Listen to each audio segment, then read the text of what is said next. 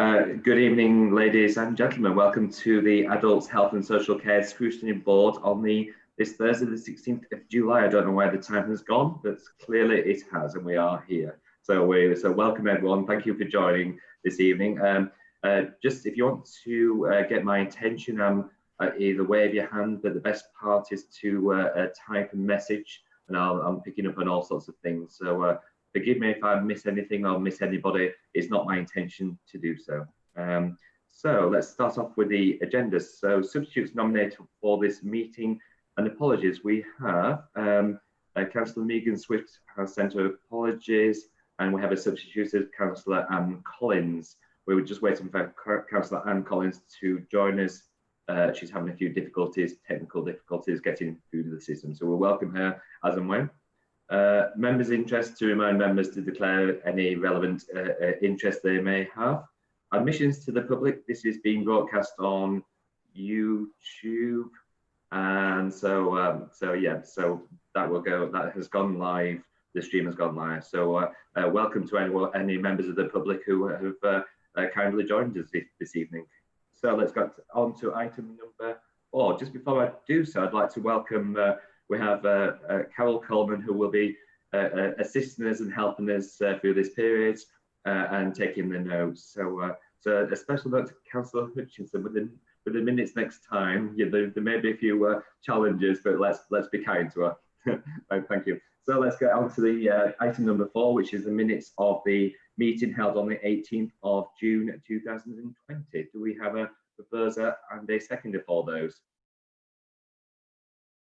Okay, Councillor Hutchinson proposed and Councillor Whittaker to second. Okay, all in favour of those? Can we just show our hands?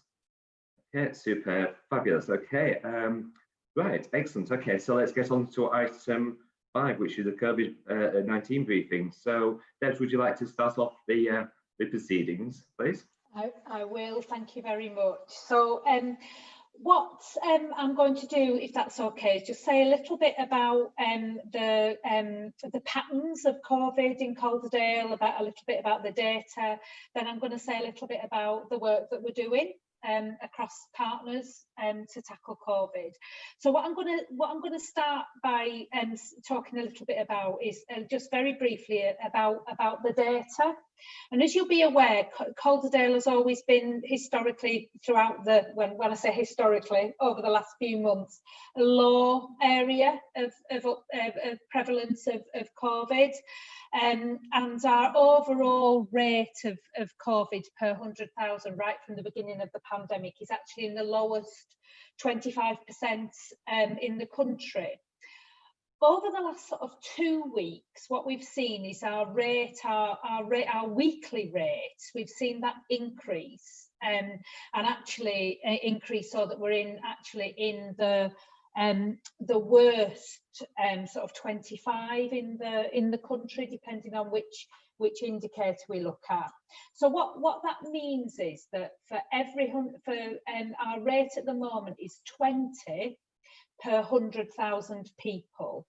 Our rate about 2 weeks ago was around 10 per 100,000 people. So our rate over the last couple of weeks has increased.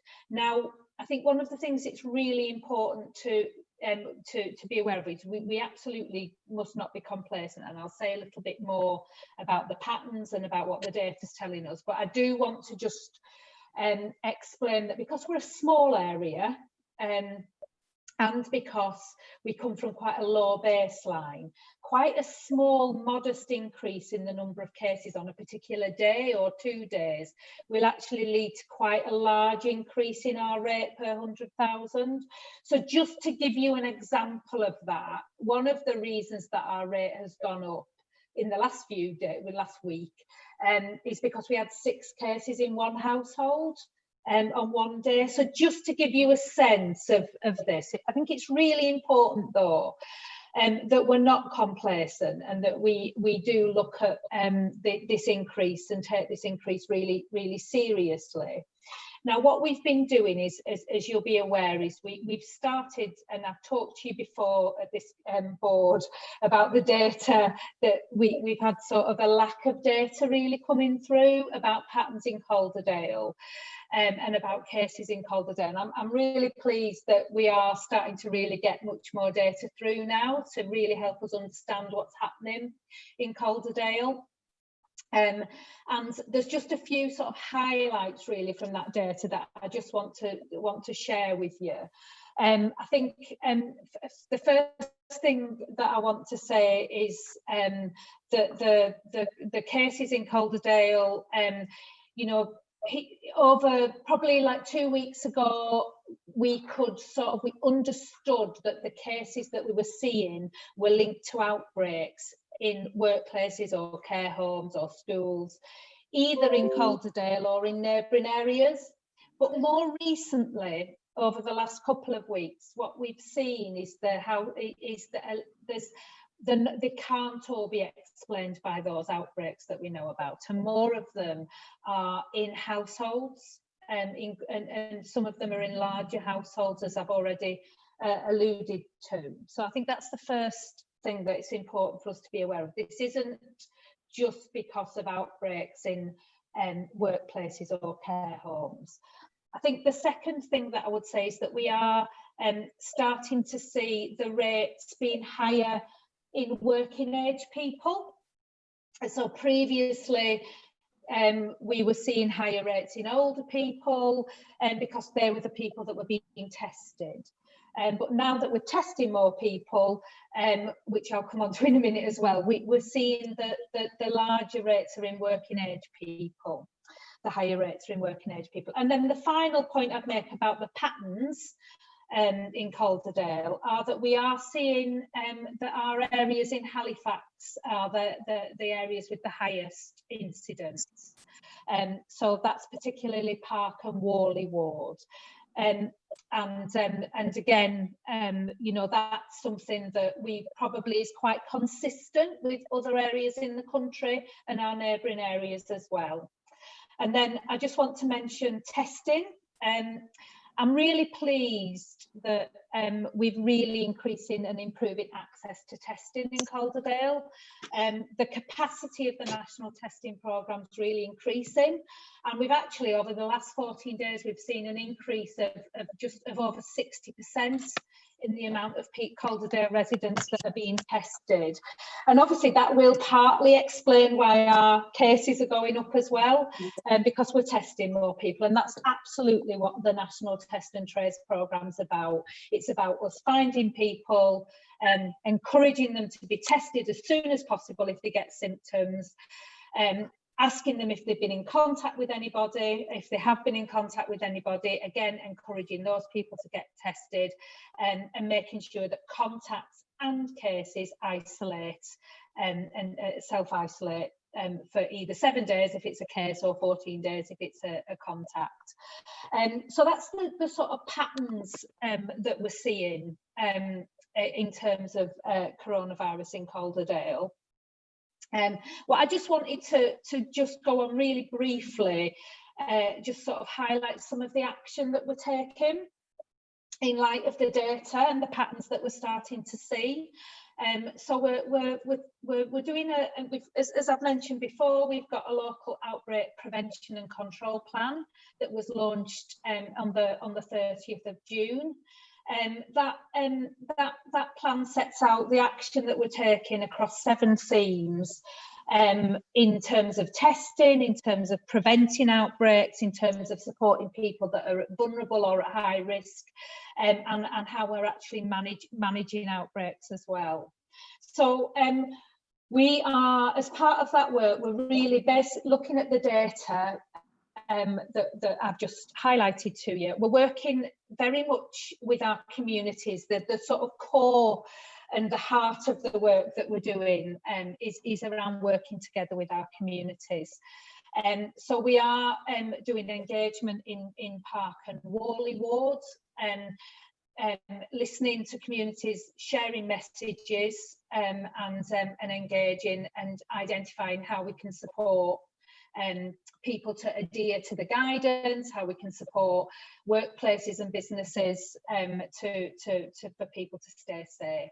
We're doing a lot of work to support with our interfaith forum to support the reopening of places of worship. We are doing also providing practical support to local shops, to private hire firms as well, to sort of the groups, the employee occupations that are a particular high risk. We're doing some further work to increase testing. So we're doing some work with the Department of Health and Social Care to explore piloting a local walk-up testing site in Halifax. We know, and I think we've probably discussed at this board before, that the initial approach of drive-through testing means that it's not accessible to some of our most vulnerable groups. So this is looking at walk-in. We're also identifying sites for mobile testing across the borough, and we're particularly at the moment focusing on North Halifax. And I'm delighted that we're going to have a mobile testing site start in Mixenden tomorrow at the Mixenden Activity Centre car park.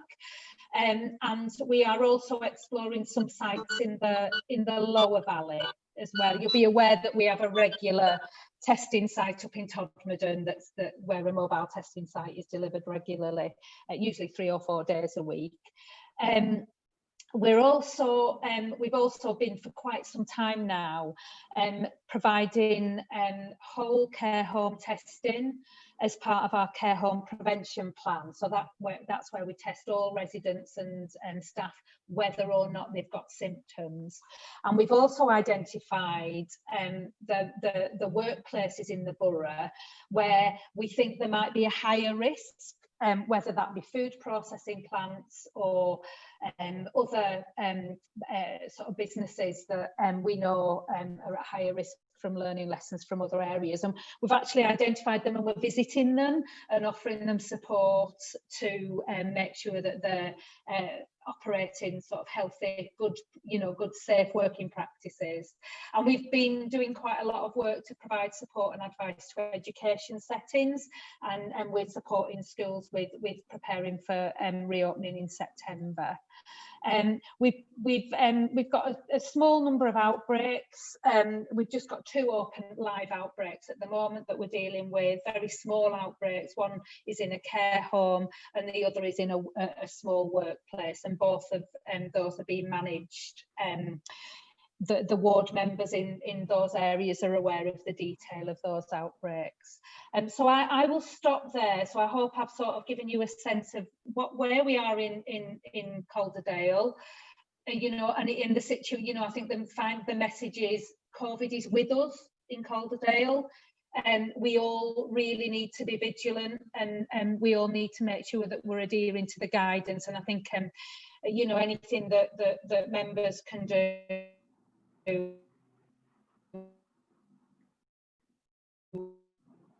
think we've just frozen, so to sort of encourage hand washing and social distancing, face coverings, etc. So yeah, I hope that's been useful, Councillor. Yeah, Deb, as always, thank you ever so much for the updates on that. It's extremely useful to keep members on board. I've got a few questions, so I'll go through those. So, Councillor Barnes, please. Thank you, Chair. I've got 2 questions, both of which actually are slightly unrelated. So I'll ask one, and then if other councillors want to fit in, I'll ask the other one at the end, if that's okay with you, Chair. Yes, absolutely. Yeah. Thank you, Deborah. I flagged up obviously on over the weekend with you the increase in numbers, and I've noticed today that it's actually up to 721, which is quite a big jump since I think the 7th of July, which is the last numbers we had. How does that fit in comparison or think in relation to the increase in testing that we've had? Because obviously with a mass increase in testing, we are going to get more numbers. Is it consistent, or is it higher or lower than that increase in testing? Yeah, I think the rate has doubled, and we've increased testing by about 65%. So I think I think some of it will be explained by us doing more testing, but actually some of it will be explained by there being more cases, potentially in the borough. It's an indication that there are more cases in the borough, and I think we're all aware that we're surrounded by areas where there are higher rates of COVID, and of course we're not on islands. People live their lives across boundaries and cross borders, so I think it's a combination of us doing more testing and there actually being us finding more cases, and there being more cases potentially out there in the community. Excellent, thanks for that response. Councillor Hutchinson, please. Thank you, Chair. How are we doing for the speed of turnaround of results from tests now? They were extremely variable, with some very long turnaround times, which really make them not terribly helpful for managing outbreaks. And I also wondered how specific the results are. They were being provided on I think on a borough-wide basis a few weeks ago, then down to postcode level. But if you get notification of 2 test results, are you able to say now they're both within the same household, or is that still lacking? So to go to your first question, we are still seeing variation in the amount of time that tests are taking to come through. We are getting an increasing proportion of tests that are within 24 or 48 hours, but there are examples of where it's taking longer still, unfortunately. In terms of your second question around the level of data that we're getting, we are getting anonymised data for each postcode. So when we can see that there's a number of positive tests within the same postcode, we are asking Public Health England if they're in the same household. I understand, I've had an email today to say that we will start to get information about cases in the same household routinely through as part of the dashboard that we get. But at the moment, what we do is if we start to see patterns in the same household, as of sort of 5 o'clock today or earlier today, because I've not caught up with my emails, as of then, we would have to actually request that from Public Health England. We'd have to say, could you please, and they've been really timely, they've given us good timely information. They give us something called a household report, and they tell us how many of the cases are in the same household, but that's something at the moment that we do have to request. Excellent, thanks for that. Could I just ask also, Chair, we discussed at the last meeting that if somebody is told to self-isolate, that doesn't necessarily mean that they're going to self-isolate, that there's many reasons why they may find it, financial reasons, social reasons, why they feel it's too difficult to do that. How do we know that people are actually complying with the self-isolation instructions?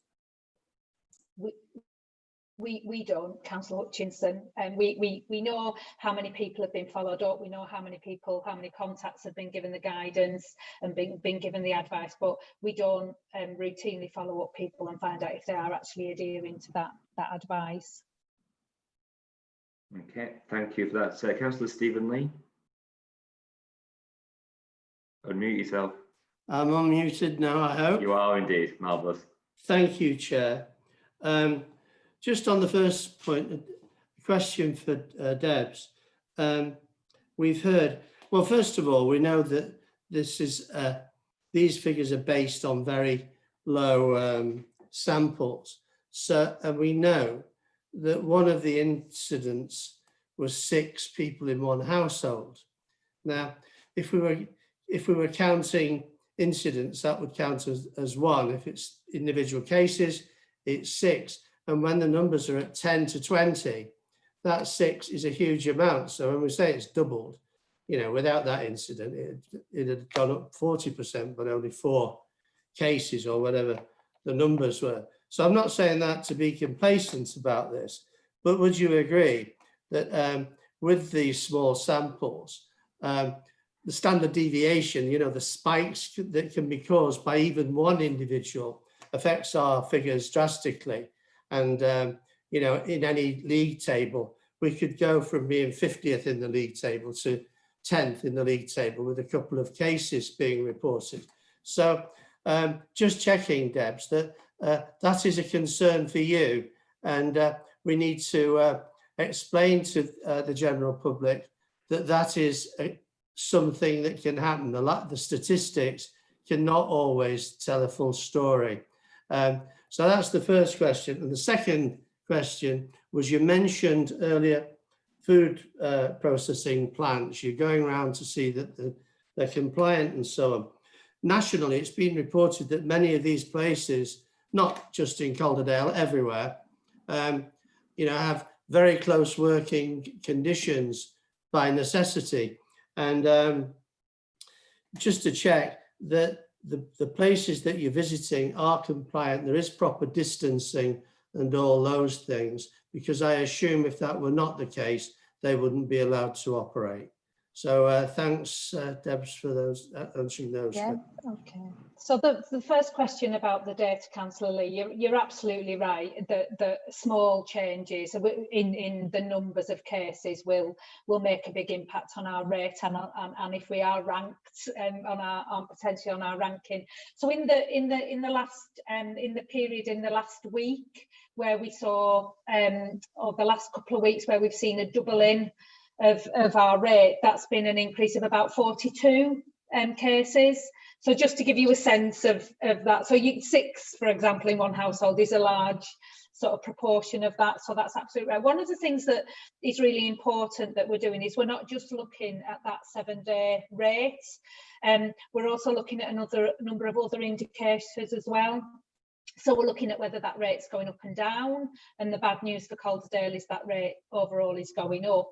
But we're also looking at the amount of testing that we're doing. Does that explain, as Councillor Barnes suggested, does that help explain? We also look at something called exceedances, which is looking at the trends over time in Calderdale. Are we getting more or less than expected? And then finally, we look at what we call positivity rates. Positivity rates are of the testing that's been done, what proportion are positive. The national average is around 1%. At the moment, Calderdale's just around 3%. So we have got a higher sort of rate of positivity than average, lower than some other areas, but higher than average. That leads us, putting all of that information together, leads us to think that there is action that we need to take to make sure that we're keeping COVID under control. The second point that you made around the workplaces, so we've got a schedule of workplace visits. We rank the workplaces based on sort of risk, and some of the risk involves cold temperatures, close working, shouting. Is the need to shout, noisy businesses where people need to shout, again, it increases the risk. And those visits, what we do is we go in there, and our environmental health team go in and observe the practice, and then that will influence how often we'll go back and visit, the advice that's given, and how often we'll go back and visit. Sometimes it's not possible for the businesses to adhere to the full social distancing, although what we do is we advise them around what mitigation measures they can put in place to protect the staff. It's absolutely critical they do that. One of the other things that's coming out of the lessons that we're learning around workplaces is the importance of maintaining, what people are quite good at maintaining, the guidance and the risk adhering to the risk assessment when they're doing the job. But one of the risk points is breaks. So whether that be cigarette breaks, or whether that be tea breaks or lunch breaks, sometimes people think, oh, well, it doesn't count when I'm not doing my job, it only counts when I'm doing my job. So that again is advice that we're giving around how to sort of adhere to the guidance during breaks. So thank you for that response, Councillor Clark. Thank you, Chair. I'm really pleased to hear that we've opened the Mixendin, or we're opening Mixendin Activity Centre for testing tomorrow. Is there any progress yet on the Illingworth Testing Centre? We're still looking. We are looking to, as you know, Councillor Clark, we're looking at a site in Illingworth. We did have a site, but it's not been possible. So we are in the process of looking at an alternative site. I do understand there's one on the shortlist, and I will email you the local ward councillors and let you know, give you an update on that. But obviously, I want to just make sure you're comfortable with that before, and I'm not sure if the owner of the site is happy either. So there's quite a bit of a process that we have to go through, but I will make sure that the ward members are briefed and updated. Thank you. I sent you an email about a couple of suggestions, but yes, I saw that. Thank you very much, Councillor Clark. Yeah. How is the so is it a walk-in? Are they walk-in centres? So how do you get to a walk-in centre? What I mean is, do you need to be referred in any way? Yeah, it is by appointment, and you book via the National Testing Portal. It will be mainly drive-through, but they will accept walk-in. Right. They will also they can also arrange for a test to be delivered as well, if that works better for people. So when people ring or book in for testing, the testing can be done in a way that suits their circumstances. So that it can be sort of flexed really to be suitable for the person that wants testing. Okay. And sorry, Councillor Clark, the other thing that's really important is this is testing for people with symptoms. Yes. People that have got symptoms. Yeah. Thank you. Okay. Thank you, Debs. Councillor Greenwood, did you indicate you wanted to speak? It's all right, Chair. The questions I was going to ask have already been answered, so I'm fine now. That's fine. I didn't want to miss you out. That's all. That's okay. Thank you very much. If we can go back to Councillor Barnes, and then we've got Councillor Hutchinson, if that's okay, please. Thank you, Chair. It's a question based on the outbreak, the plan, and the themes, and another thing that I flagged up with you. Where are we in relation to those themes that we were on amber? Where are we in relation to getting them into the green, into a green situation? Yeah, so the one of the ambers was the data, and I think I've explained that we are the data that's coming through is much better than it was when we wrote that plan. The plan is actually being updated at the moment to reflect I think you'll recall we said it was a live plan and it would regularly be updated. The other amber, I'm trying to remember what the other amber was, and I can't remember, so I will get you a written response, Councillor Barnes. I haven't got it in my head at the moment, but a revised version of the plan is going to be discussed at the group, the CRCG group, which is the overall governance group, and with approval for an updated version of that plan. And I do hope that the ambers will be green on the update. One of them definitely will be. So I will make sure I get you a response to that. Apologies, I haven't got it in my head. Don't worry, thanks for that. Okay, and finally, Councillor Hutchinson, please. Thank you, Chair. It was really good to hear that there's regular proactive testing of residents and staff at care homes. How frequently is that regular testing taking place? And is it also taking place with all home care provision? Because obviously home care provision, there tends to be a lot more flexible workforce working in it, and there have been suggestions in care homes that that's a risk factor for outbreaks. Yeah, so the care homes are being tested fortnightly.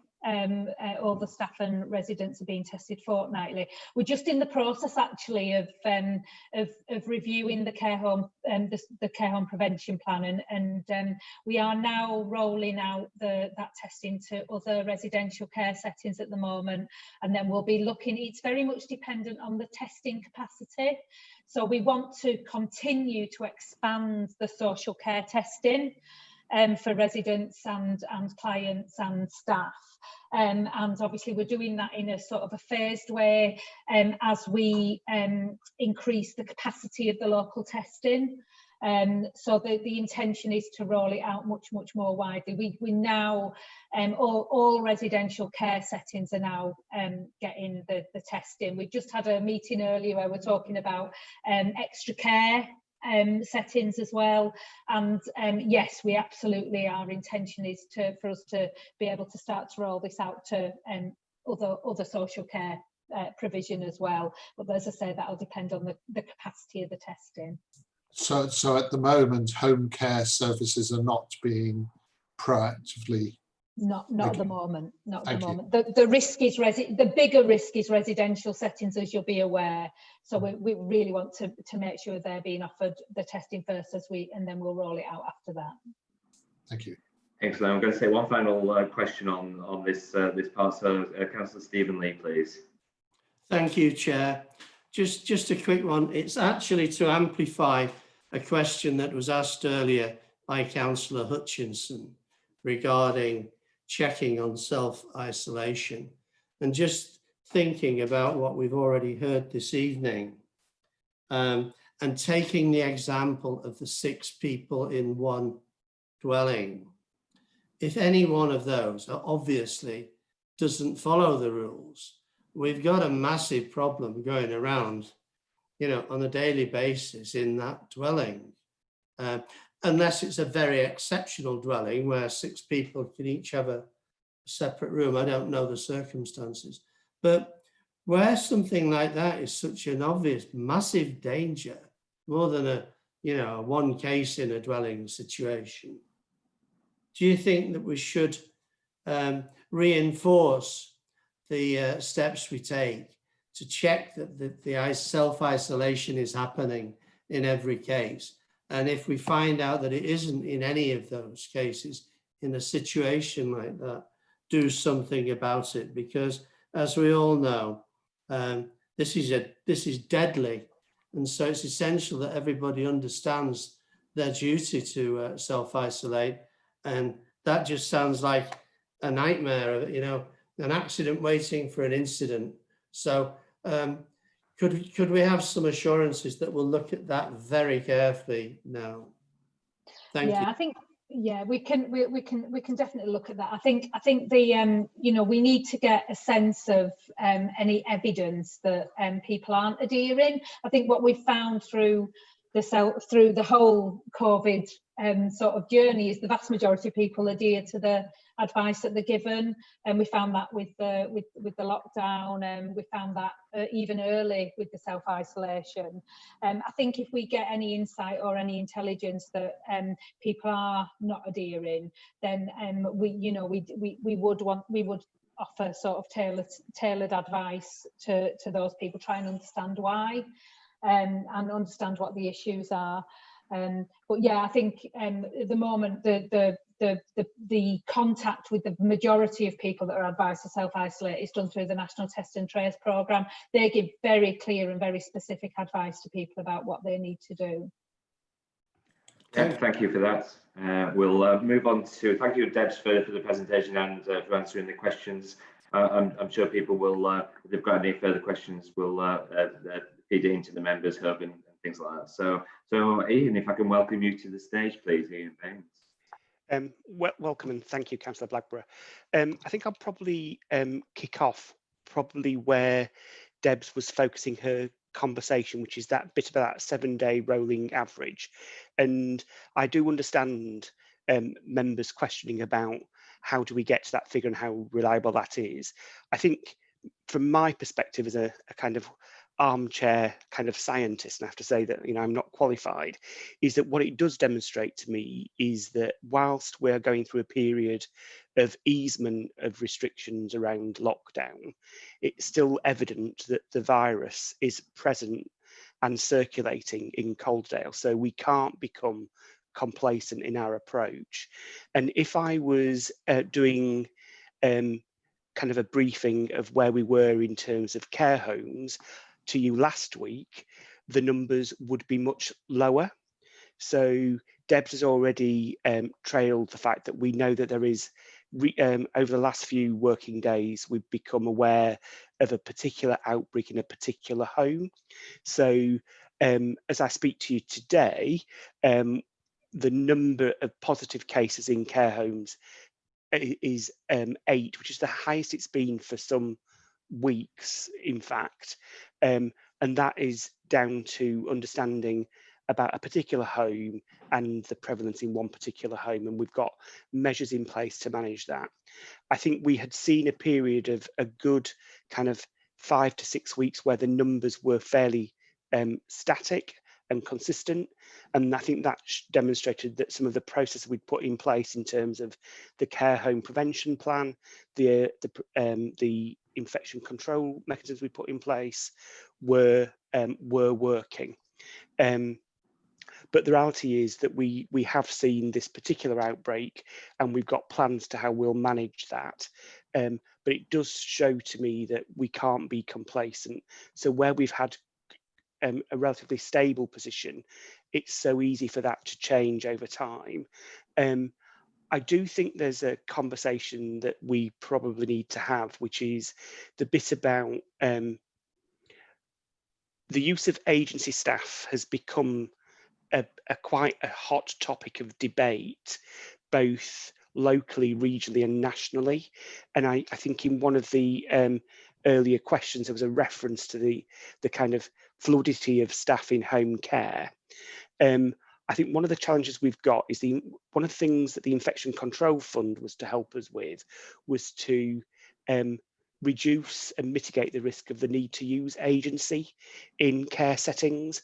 And it's certainly been used for that. But I think we also have to be somewhat realistic and recognise that for safe staffing ratios in care homes, there may be needs to use agency. And what we need to do is work with those agencies to understand their role and responsibility in infection control and not to demonise them, because there is a difficult balance to be drawn between trying to reduce the risk of infection and the not having safe staffing levels. So I kind of just want to make that point that it's not a simple black and white response, and that we kind of need to understand that as a sector, if we work well together, we can manage infections. We've proven that our infection control plans work, but we are susceptible to outbreaks, and we need to be able to respond to those. I suppose the other point I would need to tell you as well is that since last time I reported, we have had another registered death in a care home. So the number of residents dying from COVID in care homes now stands at 33 through the whole of the pandemic. And I think I've previously said, you know, those are 33 people whose lives and whose families have been affected. But I think what we need to do is continue to make sure that we focus our efforts on ensuring that that number does not increase going forward. I think Deb's referred to a conversation that Debs and I have just had with a registered managers network of across Calderdale, and they are very engaged in thinking about how we can ensure that we continue to stabilise care homes and care settings. I think Councillor Barnes at the last scrutiny meeting asked me a question about one of the things that I would want to have learnt from COVID. I think one of the things that we are learning is that we were able to turn a lot of resources on very quickly to support care homes. I think we've got to start to think about what that looks like during winter, because we are about 8 weeks away from where winter starts to kick in. It might not feel we've had the normal summer yet, so I hate to be the bringer of bad tidings, but we kind of need to think through about how do we make an already challenged sector that is just getting to grips with the last few months, how we can prepare them for potential of a flu outbreak, a second spike, and just the general pressures that the sector will feel. And I know later on, Scrutiny panel will have an opportunity to hear from some of our amazing providers who have worked through the last few months. And it's probably important that you hear their experience. And I think what we need to think about is how we continue to support that sector going forward. And it will probably be beyond the the time frame that current funding allows us to, but I think we need to lobby nationally to recognise that we need appropriate funding to make this work. I'm going to pause there. Yeah, thank you, Ian. Right, any members wanting to indicate to speak? We've got no members indicating. Nobody's typing. So very much appreciate the update, and keep us, clearly. We'll look forward to further updates. So we'll go on to the shielding briefing. We've had a briefing paper about the shielding, so I think we'll go straight to any questions in relation to the shielding documents.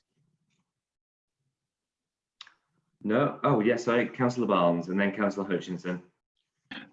First, I'd like to thank Chair and the officers and all the individuals for adding this in at my request at the last minute, or that. So I think it was, thank you for including it. I think it is important.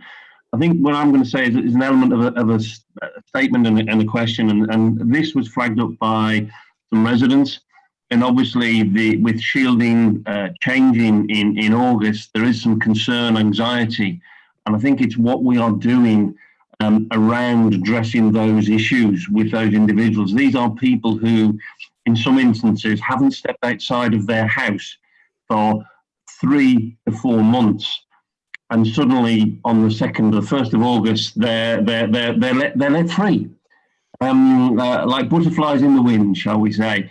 But it is a very difficult time for those individuals, and it is what we are doing to support those. So what are the volunteers? Are we still going to be providing shopping and picking up? Most of these people have unique and different challenges with complicated lifestyles. So it is about how we are addressing that. Are we still going to be doing shopping for those individuals, picking up medicine? Are we still speaking to local shops about arranging for specific times where those people are on the shielded list? Because as of August, and as we've seen today, with the increase in numbers or increase in incidence of coronavirus in the borough, they're still not. Their vulnerabilities still remain on the 1st of August as it is on the 31st of July, and that's why I asked it to be brought to scrutiny to see what we were doing and have a conversation around that. So once again, thank you, and that's where I'm coming from.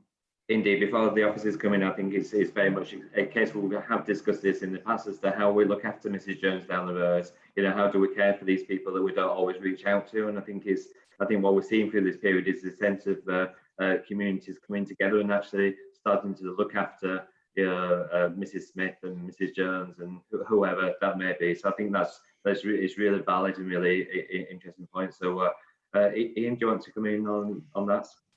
Yeah, I mean, I think I want to thank Councillor Barnes for kind of raising this as an issue, because I think we know that the piece of work that we've done with the council and our partners on being able to effectively contact the 9,024 people who are being asked to shield because they are medically vulnerable. And I think in the presentation we've talked previously about, in addition to those medically vulnerable people, we've had a number of people who have become vulnerable during the COVID period, and both the social care hub and volunteer hubs have been working with around another 1,500 people on top of that. And I think Councillor Barnes is right to say that there's been a number of changes to shielding guidance. From the 6th of July, there were certain easements for people were shielding. And then technically on the 31st, the shielding guidance changes. So from the 1st of August, people are kind of let free. And I recognise that for some people, they're ready to be able to experience some more of those freedoms. But for some people, it's a real worrying time when they've been asked to shield and themselves for such a long period of time. It won't be as easy as feeling confident about stepping out that door for the first time. So there are some conversations happening with the social care hub from my directorate and the volunteer hub about how we can kind of work with people in advance of that to identify how they might need to be supported, but also the wider system. And I've been having conversations with the CCG and the wider third sector about how we might be able to offer something for those people who are still finding that difficult. And it, you know, the sobering fact around the prevalence is still there. So I don't think that we'll have lots of people wanting to skip out of their door because the guidance has changed. I think we have to take our responsibilities seriously, but also recognise about how can we do that in a way that doesn't further decrease their independence. So we need to find a way of having those conversations with that group of people. So I want to thank Councillor Barnes for raising it, because I think it's an important matter. Yeah, I'm absolutely concur on that. Councillor Hutchinson, please. And then I've got Councillor Greenwood. I think, Ian, you probably touched on it a bit, but this whole process of identifying vulnerable people to support them through this pandemic period does mean that we've now got a list of people identified as being vulnerable across the borough, which we might not have actually had before. Quite similarly to the people who are being looked after at the moment with accommodation, who've been on the homeless list, we've got them all in one place, well, more or less within the system, so that there is the possibility of actually working constructively with them to try and address some of the long-standing issues that there have been with these people. Are we making use of that facility? Do we have the manpower, the resources to actually get the most out of the information that's been accumulated during the pandemic so far? Yeah. So a proportion of the shielding cohort have continued to receive some support either through the social care hub or the volunteer hub, and we're actively working with that group about what that might need to look like going forward. I think there's a conversation we're having with the CCG and primary care in particular, because in reality, most of these people who have got conditions that make themselves medically vulnerable are known to their clinician, and there's something about helping us understand how we work with that to make sure that people, I think it does feel like a bit of a cliff edge for people, and we do need to be able to work through how we can effectively support them, but also connect them to safe spaces where they can get access to food if they feel unable to go food shopping, if they're not getting direct access anymore to online shopping. So there is a process that we're going to go through that will help us identify that and try and communicate that effectively with those people that are shielding, so they can make some decisions to take some control for themselves. Good, excellent. Thanks for that response. Councillor Greenwood. Thank you, Chair. Following on from people talking about people in isolation and lockdown and shielding, I'm just hoping there are not a great deal more cases like we are finding in our family.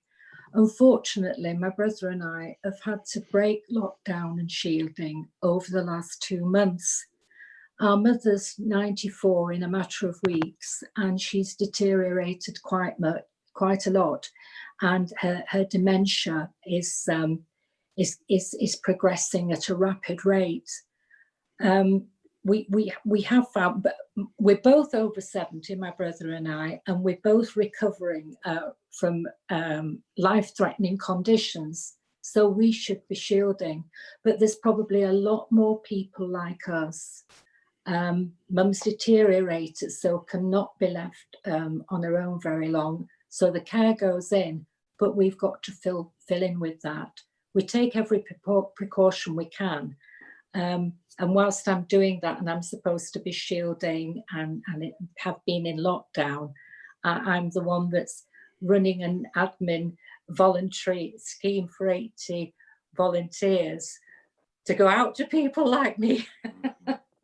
So it's a very, very strange time that we're all encountering here. But there's probably many reasons why people have had to break lockdown. But we are being very careful and very safe with it. it's probably not just appropriate at this time to say this, but calls from social workers have not resumed yet since March, and also assessments for Alzheimer's and deteriorating conditions. The waiting list is 6 months and hasn't commenced yet. So there are quite a number of problems surrounding this. Well, thoughts go with you, Councillor Greenwood. I'm sure it's a challenging time for anyone with those conditions, because they don't understand why things don't happen. Does anyone have anything to add? Ian, do you want something to add on that, please? I think what might be helpful is if I have a conversation with Councillor Greenwood off of the scrutiny panel just about our own individual circumstance, because I am encouraging our social workers, irrespective of COVID, still to be doing the work that they would normally be doing. So if that's not happening, and if your mum does reside in Calderdale, I'd be more than happy to have a conversation outside of here about that individual case, because I would expect that social workers would be continuing to support and giving good advice, and COVID shouldn't have stopped that.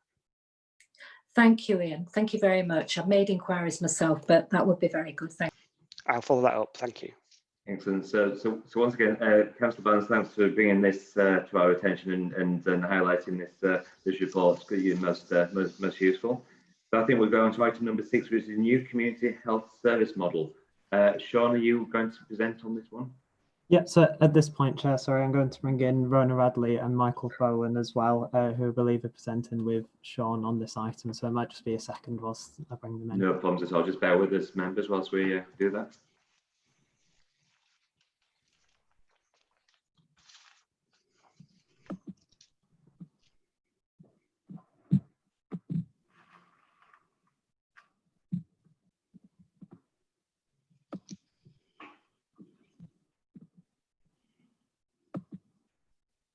Okay, I think we're good to go, Chair. Super. So item number 6 is the new community health service model. So which one of you would like to present? With hello, Councillor Blackburn. It's Sean Cook. Can you hear me now? Hi, Sean. Yeah. Hi. Good evening, everyone. Apologies that you can't see me. I've got a faulty camera that's in the process of being fixed at some point. So my apologies for that. And for members who may not know me yet or haven't spoken to me directly, I'm the relatively new Assistant Director for Operations in Adult Social Care in Ian's Directorate.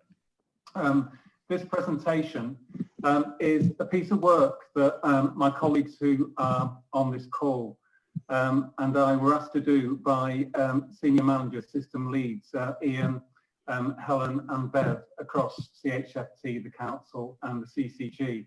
And what it is really, in essence, is to revisit and also learn from the lessons of COVID in terms of how we can make sure that services that are mainly kind of focused within the acute services can be kind of redirected across the community, so that in essence, and I know that this has been a programme for the last couple of years, the term care closer to home can actually become a reality for a lot of people. So over the last 8 weeks, Rona from the CCG, Michael from CHFT and myself, we've been working on what is in essence an operational model with underpinning principles that we're hoping are kind of simple principles and a model that in terms of the workforce and the community and the organisations that we work for, we could start to roll out. So we presented this to a number of kind of senior leads across organisations, just in terms of their views, and for the purposes of scrutiny, we wanted to make sure that we could get your comments on this as well. So the question that was asked was try not to get too hung up on organisational boundaries, forms and functions. But because of COVID, because we've learnt so much in a positive sense, how could we think rapidly and in a bigger sense about things? And how can we integrate without having to formally do that and spend a long time in the process, but align our roles, our responsibilities, the way that we do things in the way that we had to with COVID, really quickly. And to do that really effectively, because Calderdale has a history anyway of good partnership working in collaborative roles, and that's been exemplified really in terms of how, you know, we've really collectively worked together so effectively through the COVID period. And making sure that the prime outcome is nice and simple. So, you know, what is needed, what people want, as we know, are to be treated, to be supported at home rather than be conveyed into the hospital. And what the senior management group wanted us to do was to have a system whereby we could act quickly and deploy resources completely in the way that we've done throughout the COVID period. And anything that we've done, we quickly learn from our mistakes so that we're nimble. And that we create what we've been talking about for a long time, which in part is in place, which is an integrated care closer to home, place-based system. So we've called it collaborative communities. And underpinning that are all the organisations that work across the systems in terms of what that's doing. So there's CCG, Locala, Swift, Calderdale, NHS Foundation Trust, Calderdale and Huddersfield, Voluntary Action, Calderdale, the council itself, and the primary care networks in terms of all the work that's been done to date around Calderdale Cares. So all the work that we've been doing has been involving the consultation with those organisations. And what we try to do is simplify the principles. So if people remember, there were a whole collection, actually 12 care closer to home principles. And what we wanted to do is simplify that by saying, what could be person-centered? How can we convey this to the community, to the workforce, and to managers in the system, so that we've got clear communication and an understanding by what we mean to be person-centered support, be that clinical or social care, that it's place-based and integrated, whatever we do, that we shift the culture. In other words, as I've said before, really, we move away from a focus on acute services all the time to services within the community, and that our workforce is fit, ready, responsive, competent, and able to kind of respond differently to new challenges such as we've experienced over the last 3 or 4 months.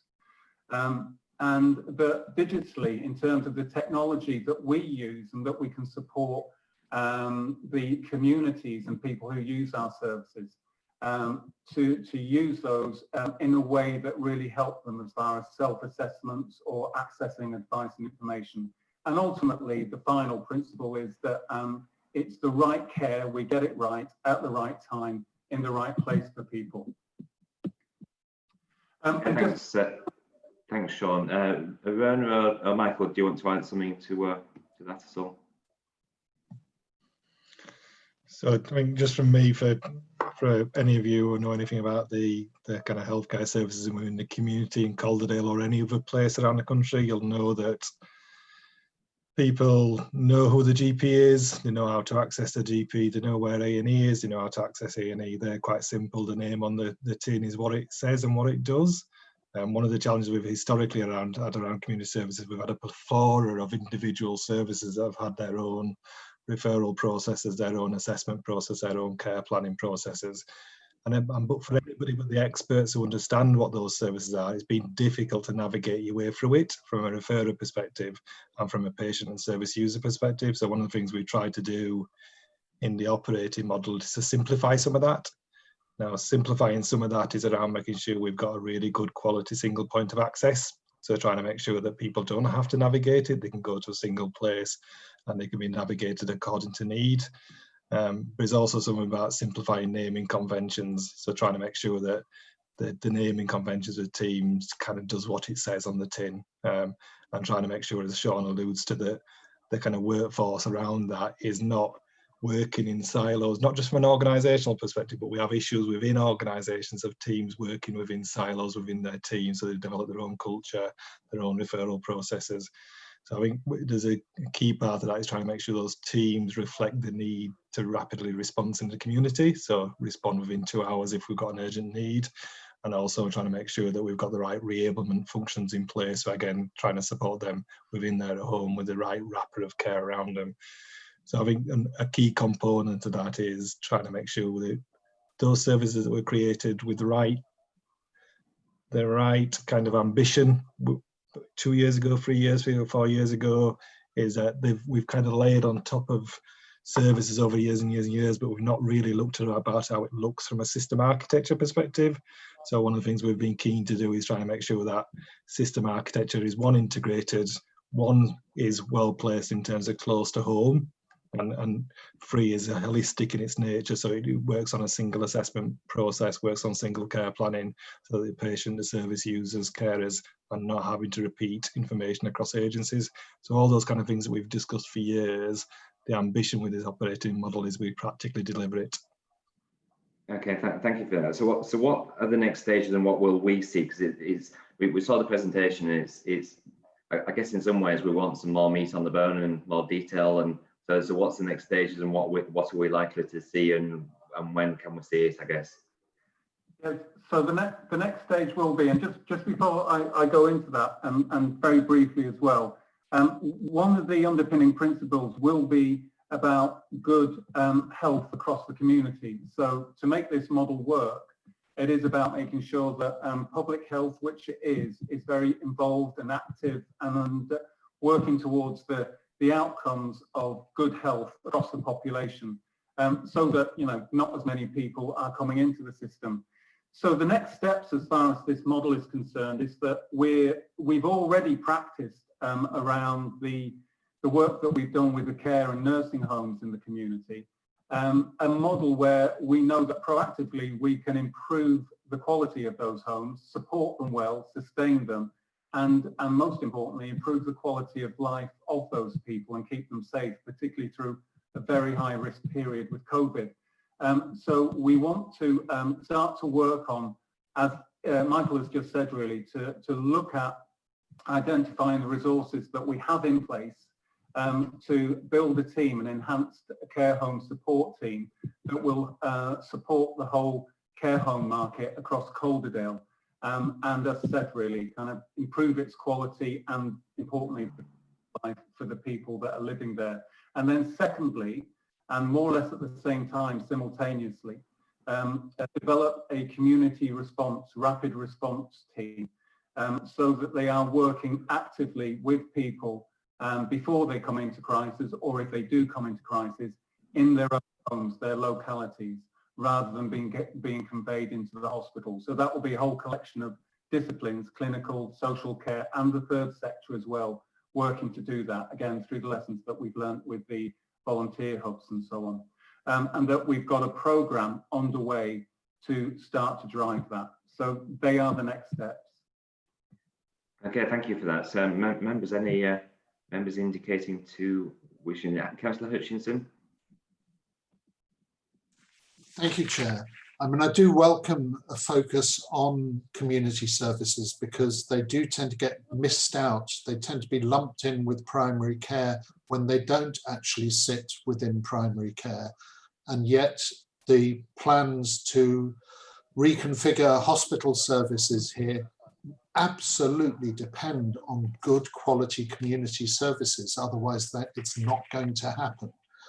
But it does concern me that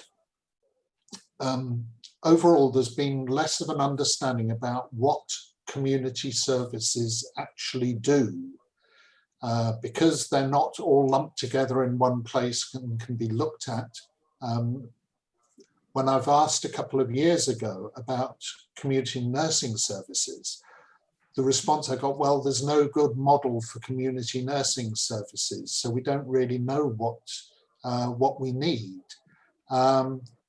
It does concern me that the model that's been described sets out no clear description of the community service to be provided, the volume that is needed now, the volume that may be needed in the coming years if the hospital reconfiguration goes ahead.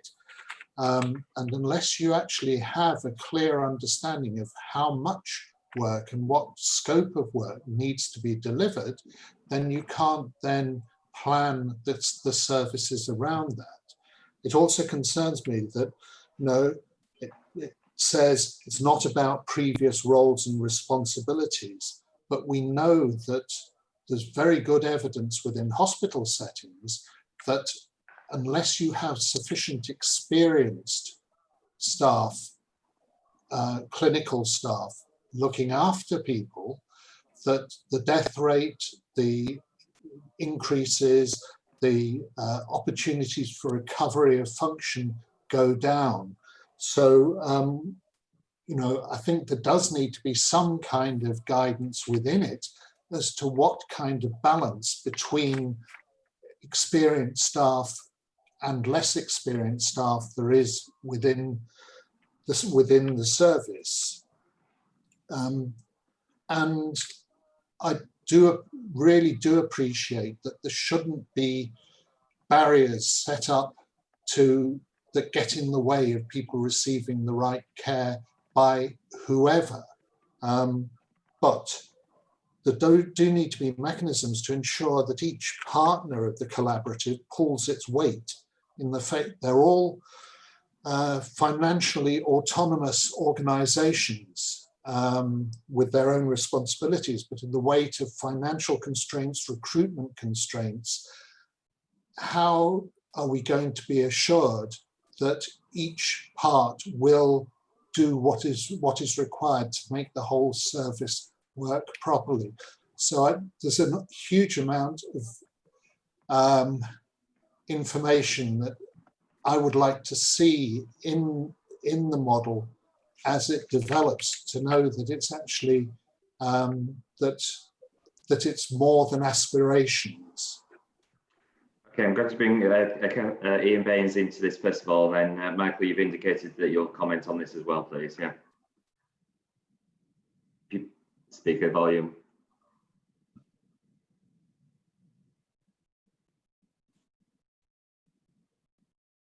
Would help if I remember to unmute myself. Apologies.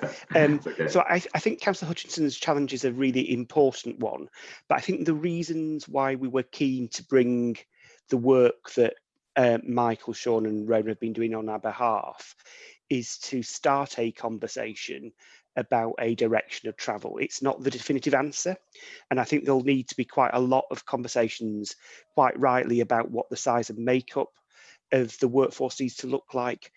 I think from my perspective, when I saw the presentation, because we kind of set an exam question and set them away and lose to do something, I think that bit about not being bound by existing roles and responsibilities was more around, I think one of the things we've learned through COVID is we can rapidly deploy a whole range of initiatives, and often we've used organisational boundaries as a way of not pursuing some of those things, but we will need to have a detailed piece of work about understanding actually what is available in the community.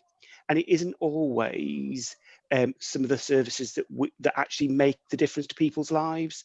I think one of the things that we've learnt through COVID is that if people can be well connected into their communities and their localities, if we have that integration, great things can happen. So I welcome Councillor Hutchinson's questions, and I hope as we go on the journey, you'll ask even more questions of us so that we can come back with bite-sized conversations about how this will work, because I think we do need to help understand how it will work. But I'm hoping what we do today is recognise that we enthuse you to feel that this is a good conversation, a worthy conversation to have, and then we can have the more detailed conversations in the months to come. Good, excellent. Michael, would you like to comment as well, please? Yeah. Yeah, so other really good questions from Councillor Hutchinson. I just on a couple of aspects. I think the definition of community services, I think that's a very good point. We recognise that community services have fallen through the gap on various levels of reorganisation in the NHS, and we know some of that in terms of Health and Social Care Act 2012 and other changes which have had impacts in terms of what happened in PCTs and planning around that. So I think that's a fair point. I think the other aspect about, you were talking about kind of areas like skill mix and making sure how people have the right competencies and levels of qualification. I think one of the challenges because of that gap, some of the maturity that's gone into the acute sector and the primary care sector in terms of defining what skill mix is required by what pathways, what patient cohorts, has not really happened for the community. So some of that in terms of the information flows that have come out of primary care and secondary care to support that maturity of workforce planning hasn't practically happened. But one of the important things, as Sean alluded to, what we were agreeing to across agencies as part of this plan, is that we will work together to understand demand and capacity across the community and work together to develop a workforce to meet that. And I think I worked at a national level myself, and when I compare Calderdale to other places and other regions, this is pretty advanced in terms of integrated ways of working and developing a local workforce action plan, so to speak. So I think that initiative, we shouldn't underplay what we're doing here in Calderdale, because I think that's pretty impressive, and I've not seen that in too many places around the country. Superb. I'm going to bring Councillor Greenwood into this now, please. Thank you, Chair. There was an exercise that took place in October 2016, codenamed Cygnus. It involved all major government departments, the NHS and local authorities across Britain. The modelling was for an outbreak, and it was prepared by the same team that are actually tackling the COVID-19 pandemic now. I just wondered how much our authority may have been involved in this at all. It did say at that time that they recommended to rehearse key people in tactical and strategic leader responses with regard to multi-agency coordination roles.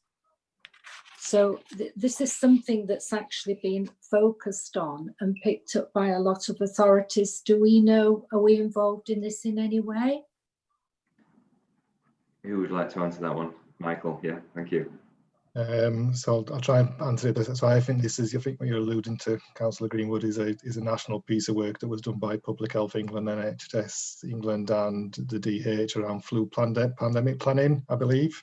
I can't speak for Calderdale, but I believe that was primarily a national piece of work around flu pandemic planning that will have involved local trusts, but I think it would have been a subset of trusts rather than necessarily CHFT or any local partners in this area. Debs may know more, but I think that was a NHSE, PHE and a DH exercise in 2016. Okay, thank you for that. Councillor Clark. Thank you, Chair. One of my concerns about this is through all the blurred boundaries that you will have between organisations, you will need good communication, and obviously that's very obvious, but that's very difficult in digital days. Every organisation will probably have a different method of communication. They'll have different systems to record their activities. It will be a really difficult, and it will be quite a hurdle to get over that. It's quite difficult to get one system to talk to another. So I think it will involve an awful lot of admin, if you like, to get between the organisations. But I think the digital strategy it won't work, and we'll get it unless there is a good digital strategy. Any response now? Yeah, okay, we'll move on. Do you want to answer? Ian, so yeah, thank you. Thank you. I think Councillor Clark is right, is that the system will only work if we've got effective communication, and a digital maturity as a system will need to be in place. We have been doing some work, and this is where I'm going to sound as if I know what digital capacity is about. So I'm going to use some words that I don't really understand what they mean, but we've been doing some work about it. So we've been working for some time around something called a MIG, which is a particular piece of software that acts as an integration piece between systems, and that, I think we need to understand how that might help us, because the reality is that if we can't manage the digital communication, then it will be a block. But I think in reality, most of the blocks that we've experienced on some of the digital stuff is not about the kit and the platform. Often it's been about information governance arrangements. And I think one of the things that COVID has taught us is that with the right will right commitment and the right assurance measures in place, some of those things aren't the obstacles that we think they are.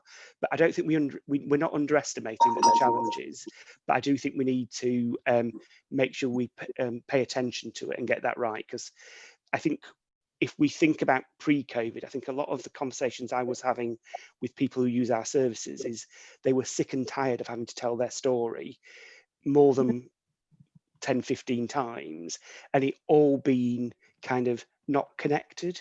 So I think there is a challenge that we've got, and I think we've got some technical piece of kit in place that might help us.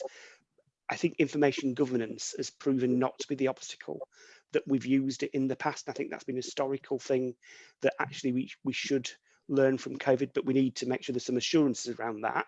But I think it's a point well made, and we'll certainly build it into our thinking. Can I ask, does MIG work? Is it now working? What we've done so far, it's called I'm trying to remember what the actual acronyms, but it's a kind of medical interoperability gateway. That's what it's called. Yes, somebody who really knows what they're talking about. And what it allows is, so for example, the patient record system in ChatGPT can access real-time data from our clients. But yeah. Have you actually got it working? It's worked, I think, more for the hospital than it has for social care. So we haven't quite got the two-way interface, and that's why I think it was being talked about to introduce MIG.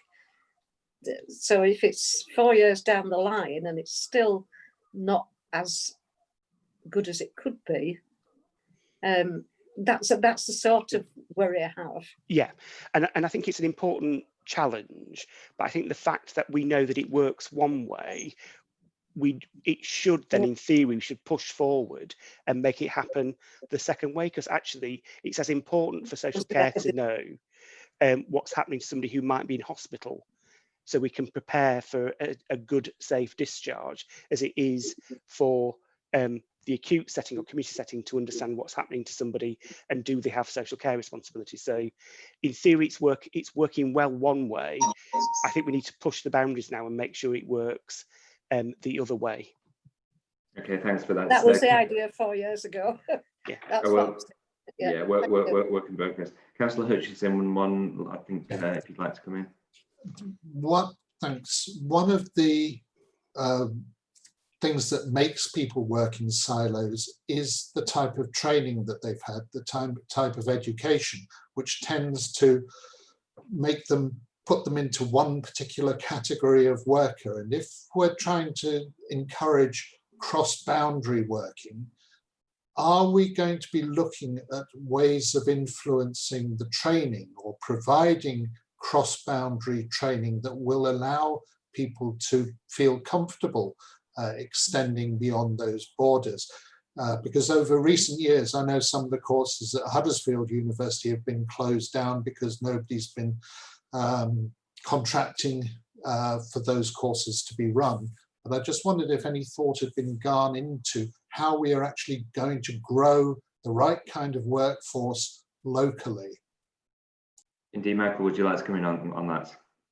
Yeah, so you're absolutely right. There are, since the university's changed the way in which they plan for the student workforce, that has had a significant impact potentially on some of the smaller professions. I think, as I kind of alluded to, there's work going on in the Calderdale place, but also at the West Yorkshire and Harrogate level, called the Local Workforce Action Board. So what they're essentially trying to do is identify what the workforce needs are at the system level within West Yorkshire, and trying to make sure that working with those higher education establishments like University of Huddersfield Leeds, that we make sure we get the right courses available and get the right throughput and provide the right student placements to bring in that next generation, make sure we have that sustainable workforce across health and care moving forward. Okay, fantastic. Nobody else has indicated. Yeah, Councillor Whittaker. Thank you, Chair. Just for a bit of clarification, really, you might not have got this far with the kind of thought process. Just wondering how cross-boundary is this working? Because obviously there's only Calderdale Council as a kind of a logo on there, but obviously there's other organisations like the like CHFT, South West Yorkshire, forgotten the name. The mental health service organisation obviously works a lot broader in locations. So are you going to come across problems with other councils potentially that aren't willing to or work differently in this way, more in terms of kind of sharing information? Rona, would you like to come in on that? Yes, just to say that this is very much in line with what we've talked about with Care Close to Home previously. So the Alliance, the Care Close to Alliance, that's built up from a number of providers and commissioners are all online and on board with this. So it's a joint and integrated approach. So that includes, Sophie, as you were saying, the South West Yorkshire Mental Health Trust. It includes Locala, it includes voluntary action, it includes CHFT, it includes the council, both as a provider and a commissioner. And it includes our local pharmacy as well. Have I missed anybody else off? PCN's, Rona. PCN, don't know how, how dare I? It also includes our primary care networks. And the clinical directors are very much involved in this and in agreement with this as an approach for Calderdale. So that's how they're all aligned. And Councillor Hutchison, you asked earlier, there will be an agreement in committee from each of those providers in order to align this with Care Close to Home. So there will be some sort of thing that will bring them together in their commitment to developing this and implementing this going forward. And that's all linked in with the Care Close to Home and the Care Close to Home Alliance. So it's very much aligned. We've kind of got two slightly different titles for it. I think we need to combine them, and the next step will be to come with, this is either collaborative commissioning or Care Close to Home, so that it just makes it easier for everybody. Yeah, cool. Whilst we've been, thank you for that response. Whilst we've been on, Michael Furlan is going to send a report rounds about the Great North Record, so we'll look forward to looking at that. I think to conclude, we clearly want to review this moving forward as the Adults Health and Social Care Board, and I think actually and clearly want to see more meat on the bone, I guess, in some ways. So we'll schedule it into the work program, and we're happy to work alongside and to be your critical friend, I guess, in some ways. If everyone's in favour of that, I think it's possibly a good way forward. Yeah, good, right, fabulous. Well, thank you very much for the report and for showing us basically your vision as to what things may look like in the future. Who knows? Thank you. So thank you. Good, right, excellent. Okay, so we now move on to Care Home COVID-19 Resilience Plan. We need to bring some more members in. Yes, so at this point I'm going to bring in Sarah, Tamara, Vicky and Bev to present along with Sean, Ian, Debs and Rona. Yeah, perfect. Just be a second, thank you. So does that mean there's more presenters than actually members of the committee? Yes, you're outnumbered. I feel intimidated. I can never believe that with you, Howard. Never believe that with you. Sartorial excellence as normal, Howard. Good, marvellous. Sarah's here, marvellous. And Bev's here. And Tamara. Tamara's, I think two people are sharing Tamara's system, from my understanding. Yes, Chair. And I think we're good to go, Chair. Right, so item number 6 is item number 7, we're not going backwards, we're going forwards. So item number 7 is the Care Home COVID-19 Resilience Plan. Who would like to present on that? Can I suggest something, Councillor Blackburn? Of course you can. Which is, obviously members have had the report, and it's quite a broad report to try and help Scrutiny understand kind of the activity that's been happening. But I know that often you're a very keen chair who likes to be prompt in terms of the agenda. Yeah. I wouldn't want to spend time talking about the whole report. So if there are specific questions, but I think the important bit we've got today is the opportunity to hear from Bev and Tamara and Vicky about their experience of directly providing and supporting us through the care home sector, because you've heard a lot about officers talking about what we've done. I just think it might be helpful just to, if we're short for time, use that time for that. Absolutely valid point, to be honest. I always tend to say, is there anything additional that you want to add to the report? So I think actually on that basis, I think if we can bring in, first of all, Tamara and Vicky and Bev, thank you for coming this evening and being so patient. It's a bit of a wait, so for putting you in the waiting room. So let's hear from the care providers first of all. So Tamara and Vicky, would you like to set off? Hello, my name is Tamara Beaumont. And I'm Victoria Shackley. And we're both registered managers of a domiciliary care provider called Essential Care Group. And in April, we were approached by Calderdale Council to come and help manage 2 of the care facilities in Calderdale to increase bed capacity during the COVID. Initially, we were going to be COVID residential. However, fortunately, there wasn't a huge need, and so therefore we changed the pathway to help the carer breakdown in Halifax, quarantining and supporting care homes that were closed where the patients couldn't go back to the care home, so they came to us to quarantine while their care home opened. Cool, excellent, thanks for that. Bev, would you like to come in at this stage? Welcome to the meeting. Thank you.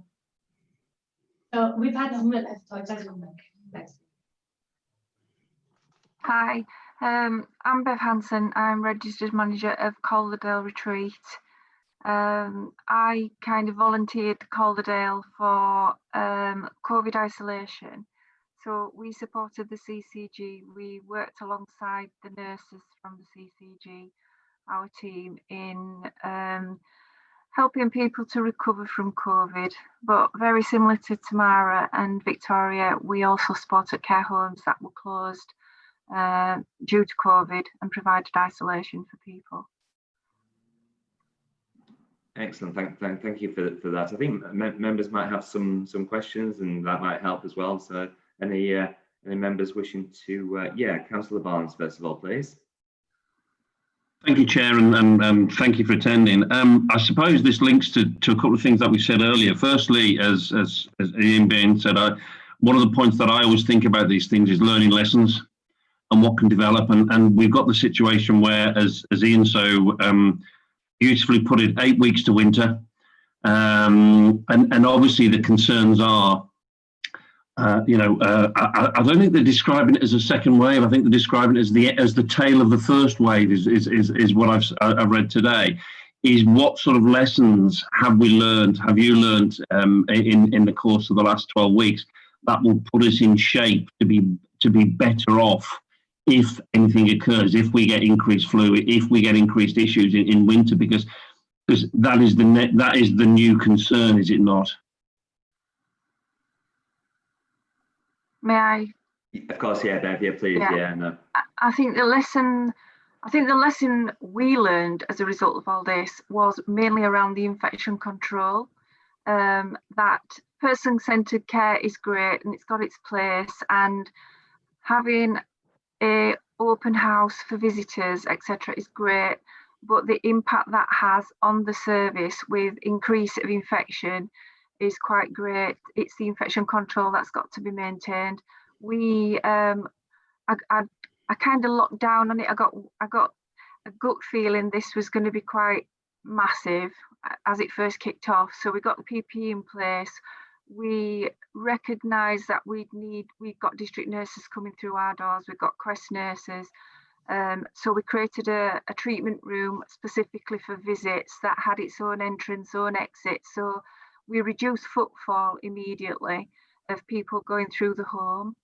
I'm talking about Calderdale Retreat as in Calderdale Retreat, not as in the isolation unit. And we did the same with the visitors as well. We locked down to visitors and we managed to stay COVID free. And that is something that we are going to maintain and take forward. We've created a permanent treatment room with its own access away from the living area of the residents. And when we do open to visitors, we're putting in place a visitors area. So we can do a terminal clean after each visit. We can have time between each visit, but also that gives people back their home, because we've got to be mindful that we are in the home of the residents. It's their home, and there's people coming through all the time, and we forget about the impact that has on those people, not just on an infection control risk, but on their general day-to-day life. And we've noticed a massive change in our residents from not having that footfall through the building. They've relaxed in their own home. If you can imagine, you sat in your lounge and then suddenly someone comes in with 3 children to visit someone else, and you're sat comfortable, and that has a massive impact on you. So there's been quite a few lessons that we've learned, not just as a direct result of COVID and having to put risk management measures in place, but not because strictly of COVID. So we've got measures in place that we are maintaining because we know that things are going to kick off again very soon. Excellent, thank you. Thank you. Thank you, Bev.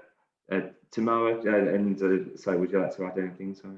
Yeah, we found that a few of the clients who was coming into the services were due to carer breakdown because of the lockdown, extra pressures added to that person who was looking after the vulnerable relative or partner.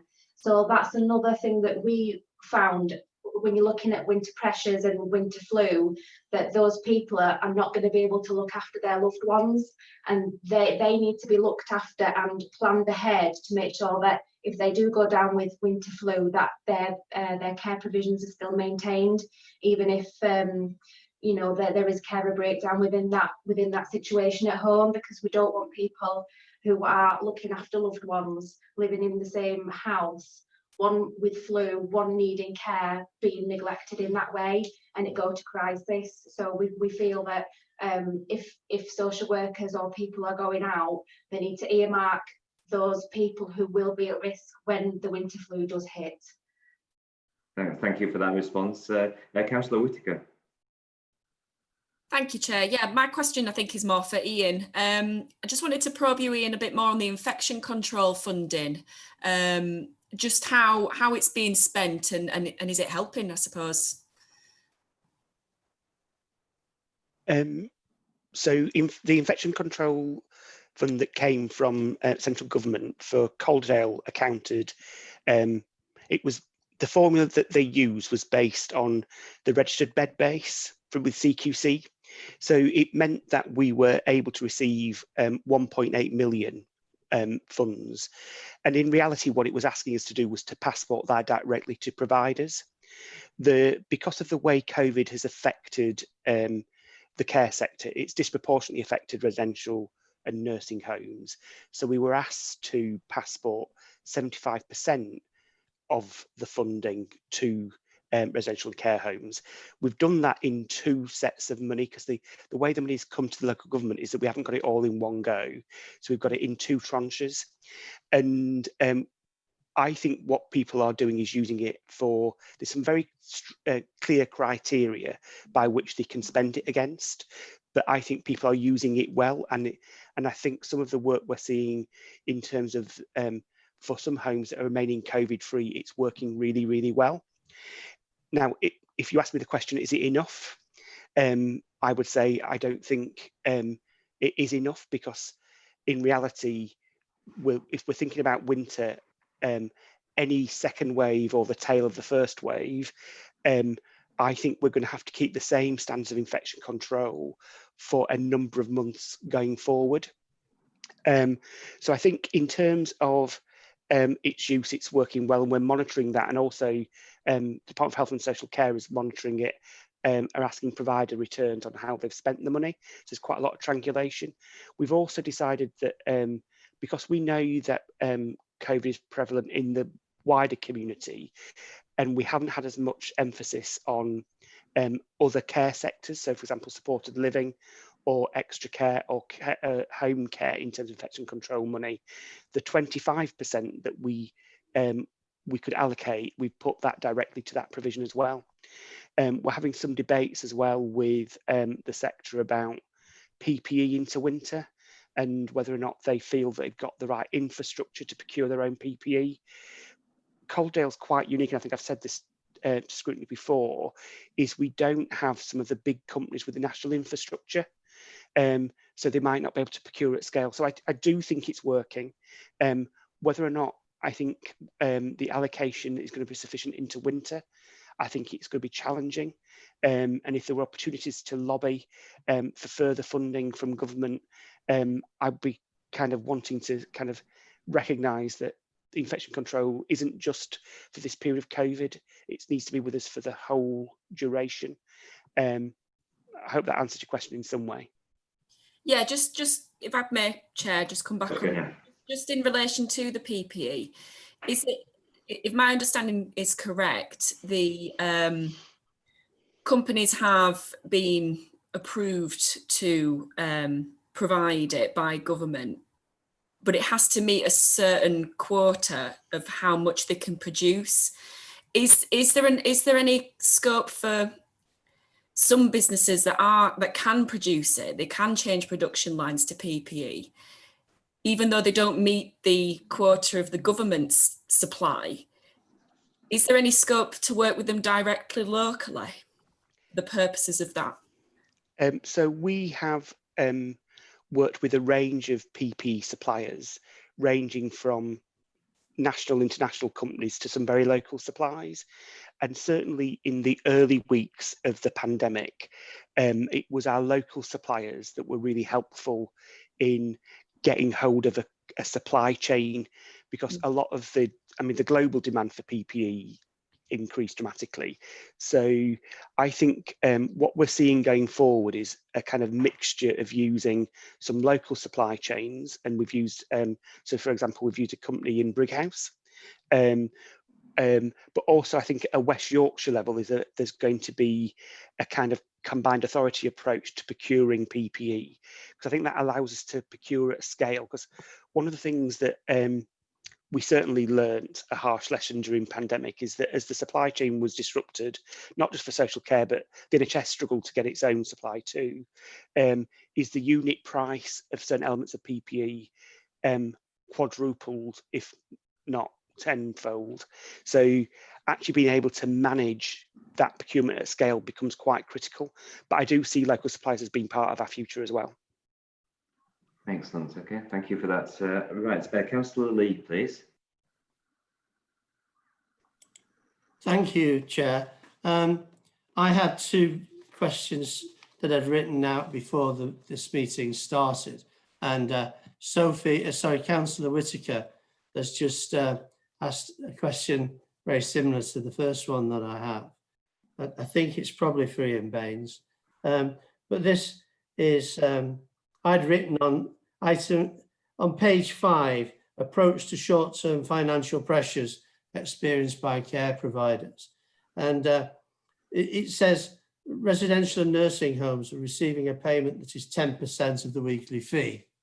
You'll know where it is, and perhaps Councillor Whitaker's had dealt with this, but my immediate thing I wrote down on the page was, is it enough?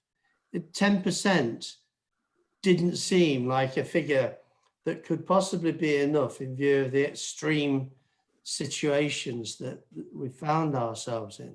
So I know that money's tight, and I'm not advocating we should spend money if we don't need to, of course not. But I just question whether that is going to deal with the potentially even greater problems that lie ahead. And I think that we should query that and try to find some objectivity rather than plucking a number out of the air. I'm not suggesting that happened, but 10% is a very round sort of number, just to analyse exactly what we will need properly.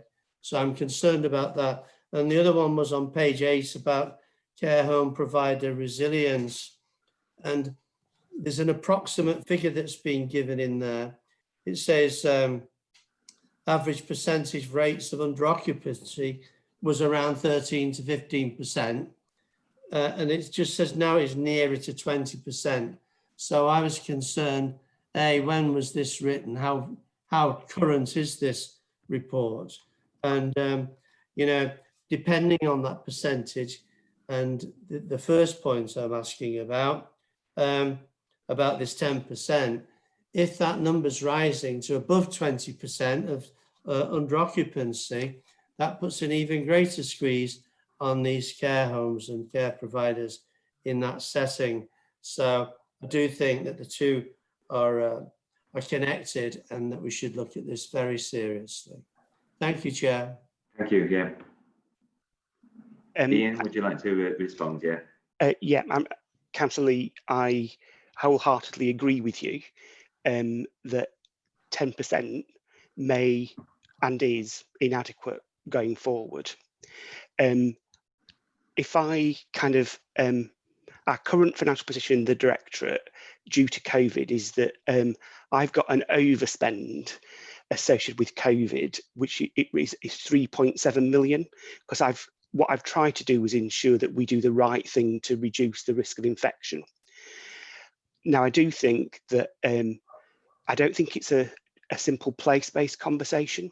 I think that, and I think I've said this historically, so I don't, you know, I'm not attempting to play politics small or with a small p or a big P, but I do think that we're at a point where we've recognised that social care has been underfunded for a number of years.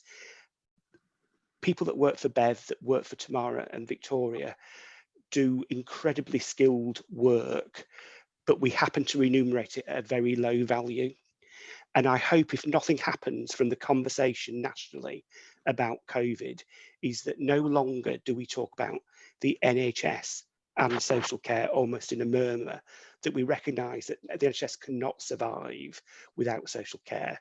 We've had Simon Stevens talk about the importance of needing to resolve social care. That can't happen just at place. There needs to be a national debate about how we intend to fund social care going forward, and whether we see the establishment of a national care service, I'm not sure. But I think consecutive governments, irrespective of colour, have failed to invest in social care, and we need that to resolve.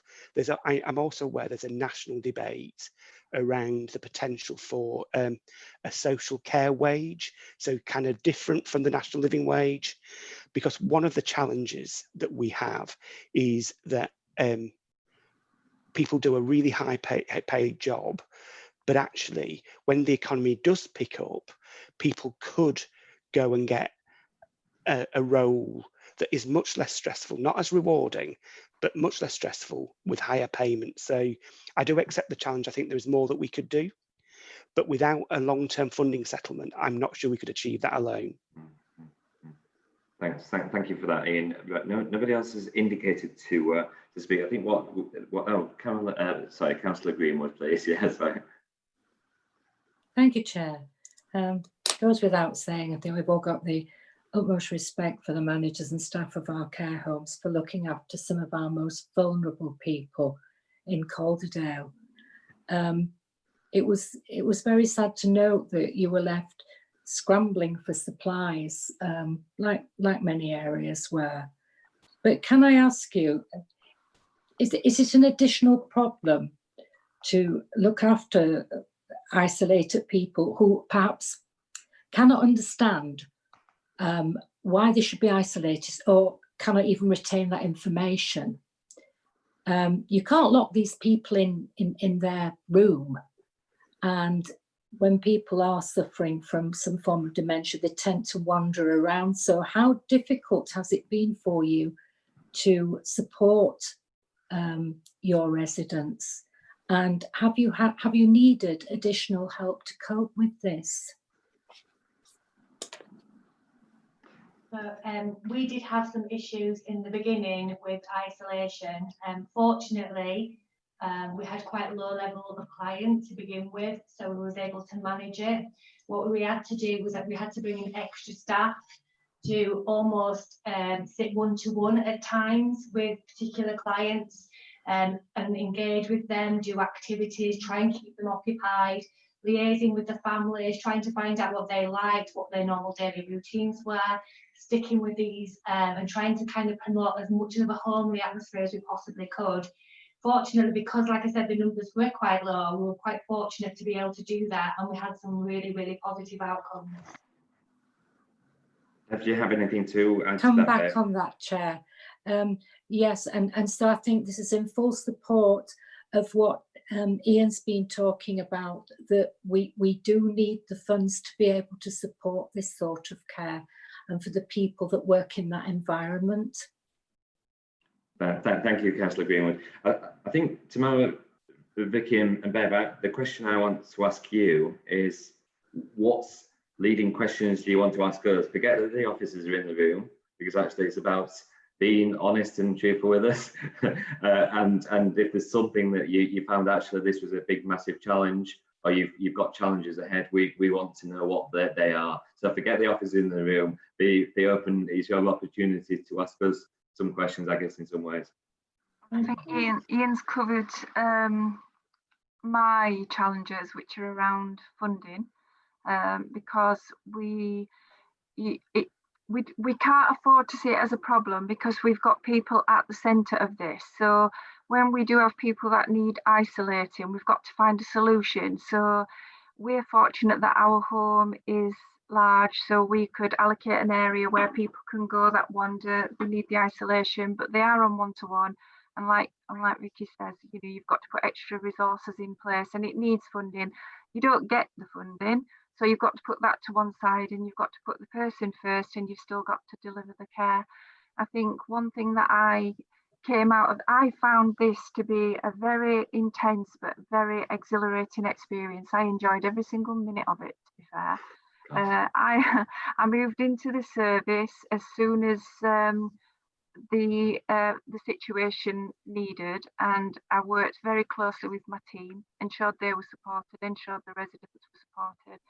What I did, I had a steely determination to get through it as best as I possibly could without us getting any infection, and I found that during that time we had really good working relationships with all the different multidisciplinaries. I felt that I commanded that, but because I was determined that we weren't going to get COVID. But I also found that people responded to us very well, and that is something that I'd like to see maintained. The documentation from the MDTs with regards to people coming in was second to none. We was communicated with promptly, that was great. So we were able to put measures in place, get risk assessments in place prior to people coming in with the COVID, etc. And it just flowed. Everything went really well. We didn't really experience any problems. COVID was the challenge, and we got through it. And already I'm seeing a change in that, and that's disappointing. We've had people come from hospital that have just been sent out of hospital without us being informed that they're on the way. The documentation, we're not getting the same level of documentation, so we're not able to put the measures in place. I feel that we are being placed at risk from the multidisciplinaries who've now, because COVID's not quite, we're used to it now, it's there, and we've got used to, it's not quite as scary as what it was.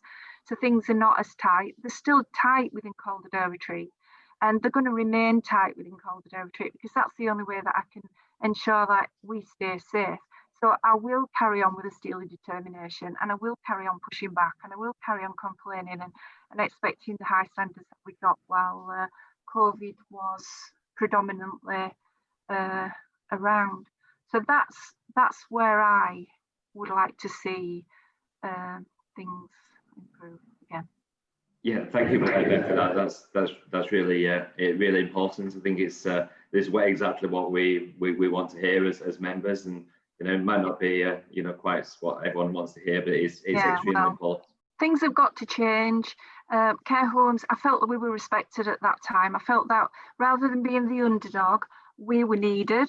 So we were treated with respect because we were needed. But it's as though we're not quite so needed now. So things have gone back to normal, and this should be a new normal now. But as managers, we've got to command that respect. And that's what, there are managers out there that are not quite so strong, that will be pulled in different directions, and you know, taken advantage of to that in that respect. And we shouldn't have to defend ourselves as strongly as we do. It should be the new normal, and we should get respect. Documentation should be spot on, communication should be great. Totally agree on that one. So thank you for highlighting that. Tamara and Vicky, do you want anything to add to that? With regards to the documentation for referrals, it was quite sporadic for us, because obviously Bev's expressing that people respected her because she was the COVID home, whereas with us, because we weren't, I think the referrals were very lacking in detail quite a lot, and especially those coming from the community, especially, there were more of a social aspect rather than any medical requirements or care needs. So it was more of a talking about social activities and things like that, whereas we really needed to know about the care aspect and what medications they took and things like that. So I think especially the ones from the clients we were receiving from the community, it was very, very uninformed really, and we had to make the care plans as we were going along. When people came to us, obviously on the first day we were talking to them and talking to the families and getting information elsewhere apart from the referrals that we were getting through. But once we did get those clients in, the multidisciplinaries were fantastic. The GP rang every day. The district nurses were coming on a regular basis. So there was always help there. Just the assessments at the very beginning were the problem. Okay, thank you for that. I think we need to feed this into the CHFT. So I'm sure Ian's on that, and they say literally, you know, very much appreciate those comments and feedback. I think literally. I think it has to be formally noted that our thanks for both, you know, all three of you attending and having the opportunity to speak to us. Our doors are always open. So if you find that you have a problem in the future that actually has not been dealt with, that the way in which you want it to be dealt with, then we'll certainly you know, a contact might lodge, and we'll certainly you know, bring this onto any agenda in the future. To be absolutely honest, we've been fully supported by our business relationship manager and all of adult health and social care. We had good relationships with them before from our previous working, and they've continued. There's anything we've asked for, they've delivered, and we can't fault them at all. And CCG also, Sarah Anthony's was always in touch as well. So there was no problems with that whatsoever. You know, we've really enjoyed doing this and having really good outcomes for people. We followed it through right to the end, and we feel like we've done a really good job for the people that we did look after, and sent them home with and still are following up till the very end and making sure that they went home with the right medications, the right care package in place, and you know, that they were fully supported when they got home. Indeed, fantastic. Thank you for that, and there's sincere thanks for looking after all the people that you do and care for these people. But on that note, Sarah, do you want anything to add to anything?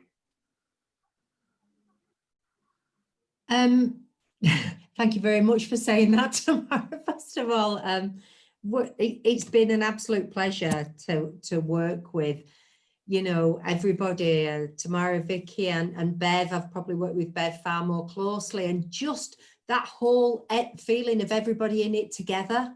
And I think that's what Bev was wanting to get across as well. The fact that, you know, there was a big problem and we all shared in coming up with a solution and deliver it, and it felt like a team. And so all the bit about who you work for or anything else went out of the window, and everybody was respected equally for what they could do. Everybody just did according to their own skills and whatever else. And I absolutely echo what Bev says. I think sadly, historically, care homes have been sort of, you know, not maybe viewed on the same level, and actually that's absolutely wrong. The partners, we're all partners. Nobody can manage without anybody else. We've just got a part to play, and I think we've got that culture in Calderdale now, certainly with some of us on board, and I think it's just got to be something that we don't let go and we drive forward. And I think that's what Sean and Rona and I've had a mental block. Oh God, Michael Fulham, sorry, Michael, I'm so sorry for that. You know, that's what they were trying to get across in their presentation as well. So.